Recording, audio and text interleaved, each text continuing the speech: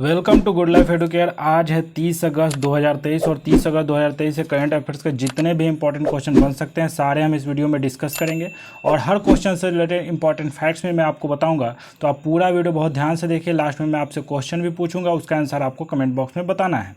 आप इस वीडियो का PDF फाइल आप इस वीडियो के डिस्क्रिप्शन बॉक्स में दिए गए टेलीग्राम चैनल पर जाकर डाउनलोड कर सकते हैं।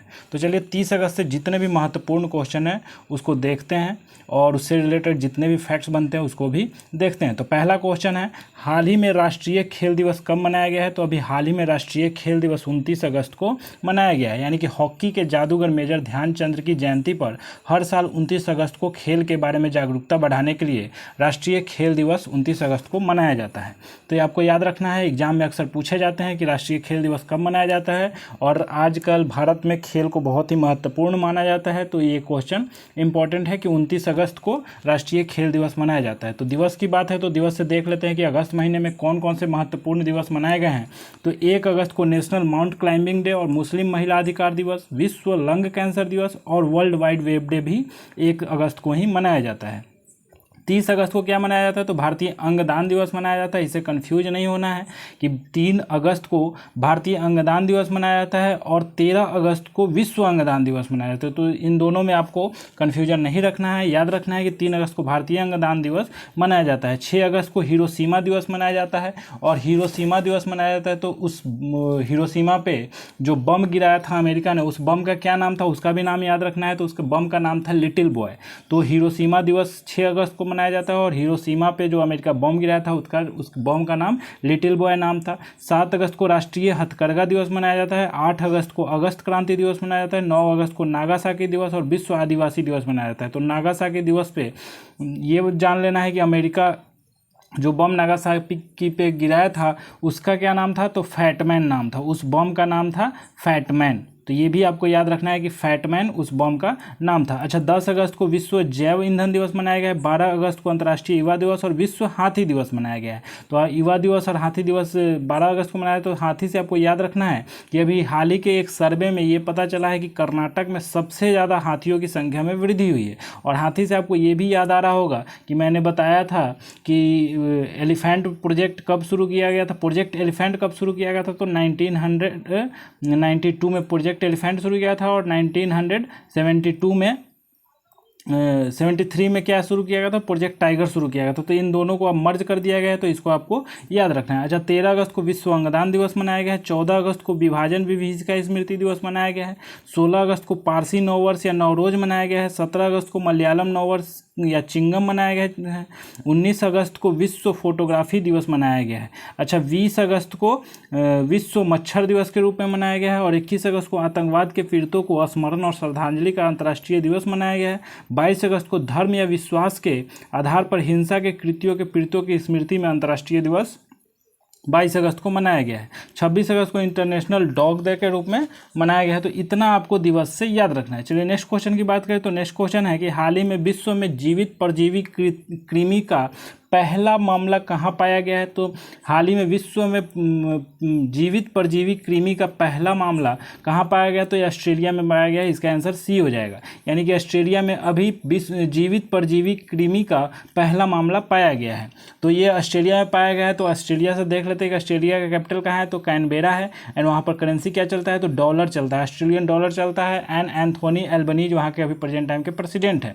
अच्छा, एक 64 वर्षीय ऑस्ट्रेलियन महिला है कि मस्तिष्क में सर्जरी के दौरान एक जीवित कृमि पाया गया है। ये लगभग कितने सेंटीमीटर का था? तो 8 सेंटीमीटर का था। और जीवित कीड़ा पाया गया, एक प्रकार का कीड़ा है। तो ये कृमि क्या होता है आपके दिमाग में आएगा? तो जिसे कीड़ा बोलते हैं और मस्तिष्क का कीड़ा जो होता है उसको कृमि बोलते हैं। तो ये आपको याद रखना है। तो अभी हाल ही में ऑस्ट्रेलिया की एक महिला थी जो 64 वर्षीय थी, उनके मस्तिष्क का सर्जरी हो रहा था। उस टाइम में उनको 8 सेंटीमीटर का एक कीड़ा उसमें मिला। तो इतना आपको ऑस्ट्रेलिया से याद रखना है। अच्छा, नौसैनिक अभ्यास मालवाड़ा का 27वां संस्करण ऑस्ट्रेलिया में संपन्न हुआ है। 10 दिवसीय मालाबार अभ्यास के नवीनतम संस्करण संस्करण की मेजबानी ऑस्ट्रेलिया करेगा।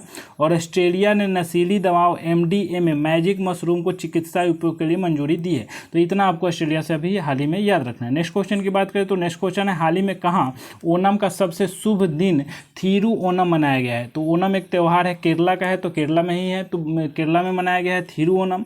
तो इसका आंसर बी हो जाएगा, यानी कि ओणम का सबसे शुभ दिन थिरु ओणम मनाया गया है अभी कहाँ में, केरल में।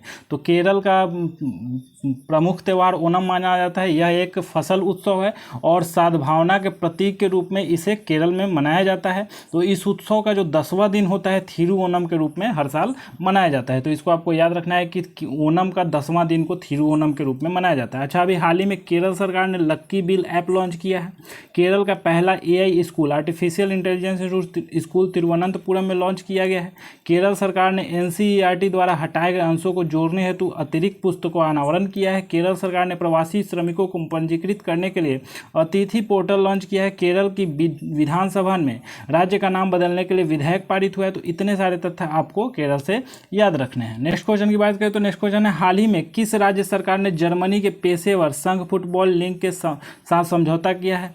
तो अभी महाराष्ट्र जो है महाराष्ट्र राज्य सरकार ने जर्मनी के पेशेवर संघ फुटबॉल लीग के साथ समझौता किया है। तो महाराष्ट्र से आपको याद रखना है कि महाराष्ट्र का कैपिटल कहाँ है, तो मुंबई है। वहाँ के प्रेजेंट टाइम के चीफ मिनिस्टर कौन है, एकनाथ शिंदे हैं। वहाँ पर रमेश बैस गवर्नर है। अच्छा, अभी हाल ही में महाराष्ट्र सरकार जन्माष्टमी में प्रो गोविंदा प्रतियोगिता आयोजित करेगी।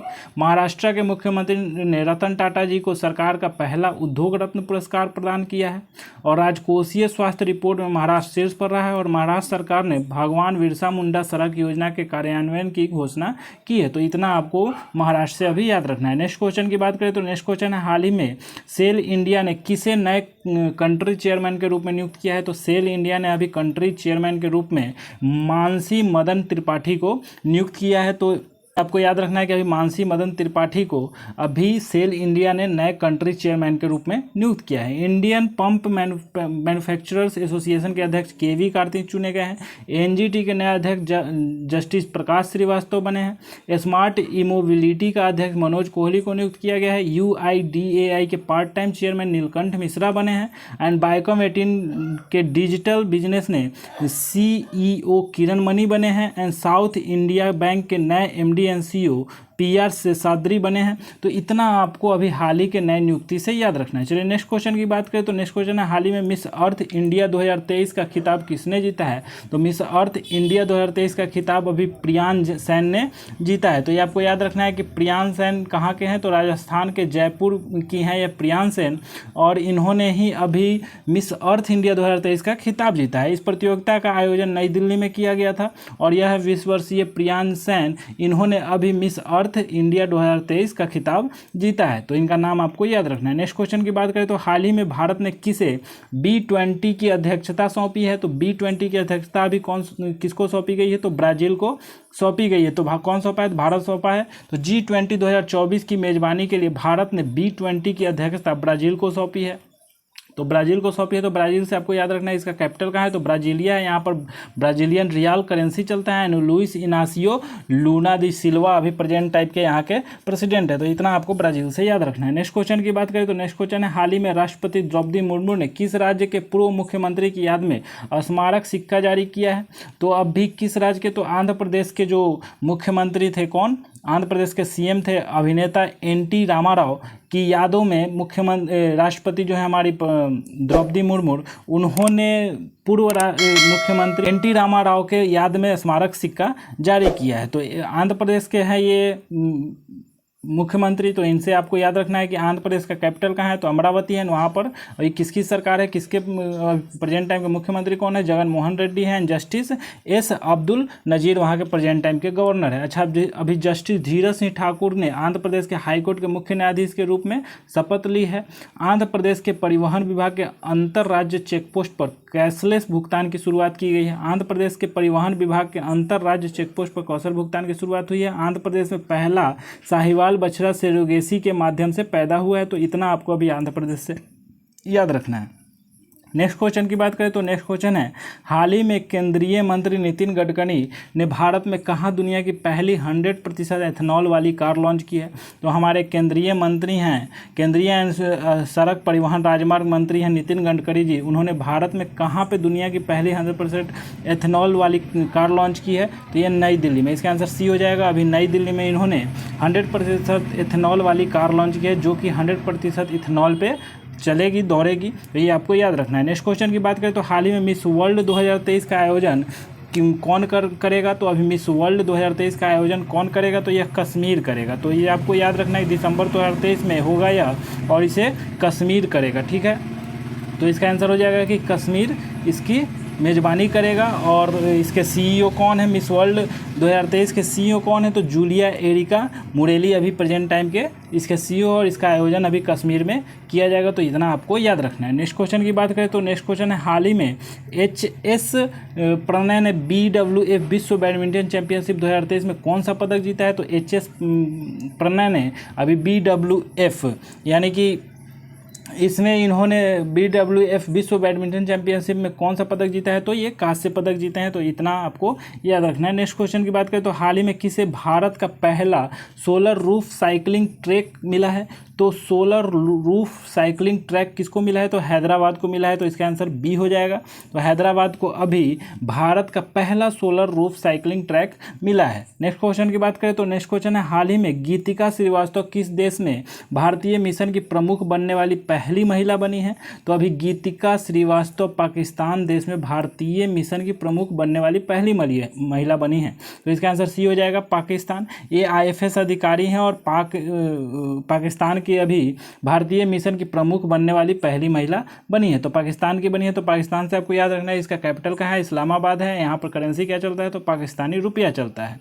एंड वहाँ के कार्यवाहक अभी प्रधानमंत्री कौन है? तो अनवरुल हक अभी कक्कर अभी प्रधानमंत्री है, कार्यवाहक प्रधानमंत्री। तो ये आपको बताया जा चुका है, इसको आपको याद रखना है। अच्छा, अभी हाल ही में अनवरुल हक कक्कर ने पाकिस्तान के कार्यवाहक प्रधानमंत्री के रूप में शपथ ली है।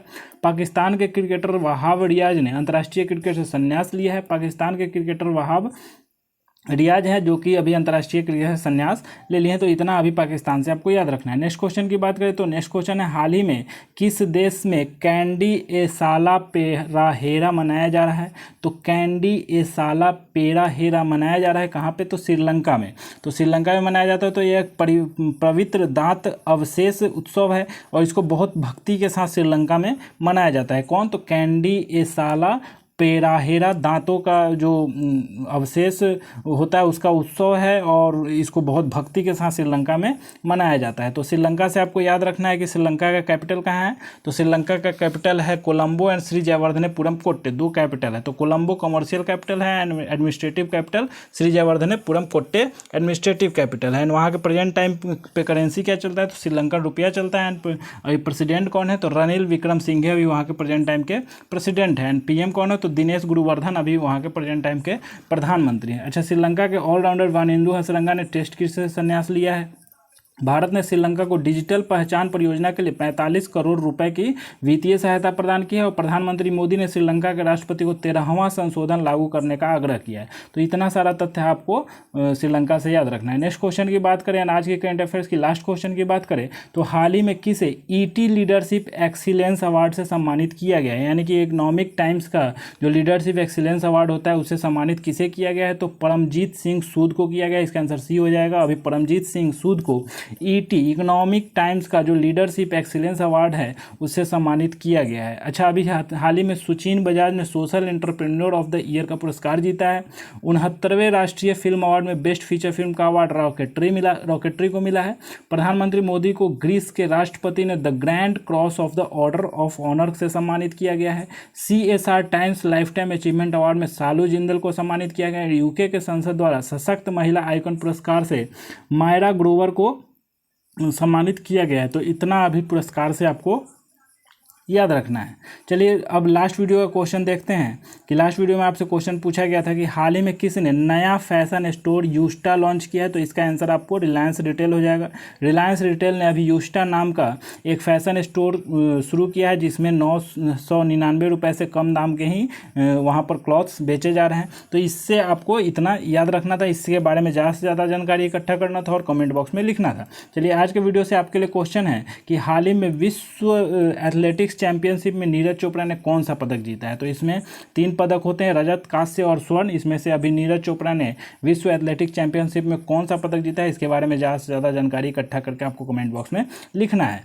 अब उम्मीद करते हैं कि आपको ये वीडियो अच्छा लग रहा होगा, तो आज वीडियो को लाइक ज़रूर कर दें और शेयर जरूर करें, और चैनल पर नए हैं तो चैनल को सब्सक्राइब जरूर करें। उसके बगल में एक बेल आइकन है, बेल आइकन को दबा लें, क्योंकि अगर बेल आइकन दबा करके छोड़ते हैं तो इस चैनल पर जब भी वीडियो डलेगा तो आपको सबसे पहले नोटिफिकेशन मिल जाएगा। तो उम्मीद करते हैं कि आप मस्त होंगे, स्वस्थ होंगे।